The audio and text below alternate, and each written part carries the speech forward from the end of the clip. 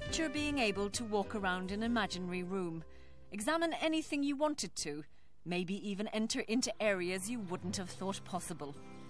He painted Salford smoky tops on cardboard boxes from the shop and parts of Ancoats where I used to play. This is the realm of virtual reality, created by the user interacting with the computer and making the past come alive. Now English Heritage want to use the technology of the cyber age to take us back to the Stone Age and help preserve history for future generations. We want to try and give access to the stones to as many as possible. Now, it's not physically possible for 5,000 people a day to walk through these stones as they are now. I mean, you can see around us that the space and the limited access that there is even at this moment causes damage. So by creating a virtual image of Stonehenge, and a highly realistic one, of course, we'll be able to allow many, many more people access to that. With similar projects under their belt, Faking Stonehenge is a job for VR Solutions, and it involves researching almost every square inch of the site and its surroundings.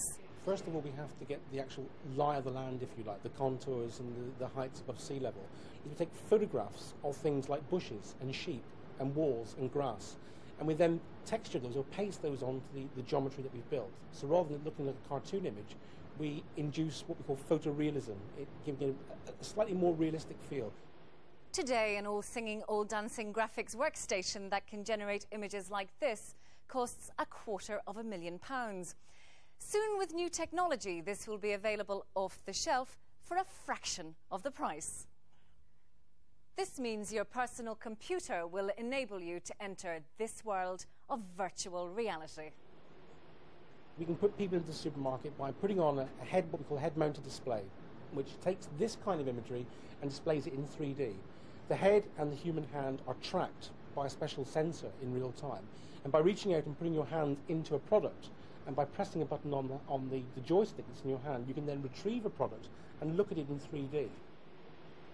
We'll be able to take people into the electronic Stonehenge. School children will be able to experiment with how the stones are put together. In virtual reality, everything can be weightless, so you don't need to be an incredibly fit person to pick up a virtual stone from Stonehenge. So are there no frontiers where the virtual explorer cannot boldly go? In the future, you'll be able to click a mouse button on a screen of a computer and basically go anywhere in the world, and the computer will generate that entire image. Hail to thee, O And for those Druids and New Agers who are tired of risking arrest for trespass on Stonehenge, they could now attend a virtual festival. People from around the world could take on virtual personas and actually be there within the stones watching the sun come up on midsummer morning.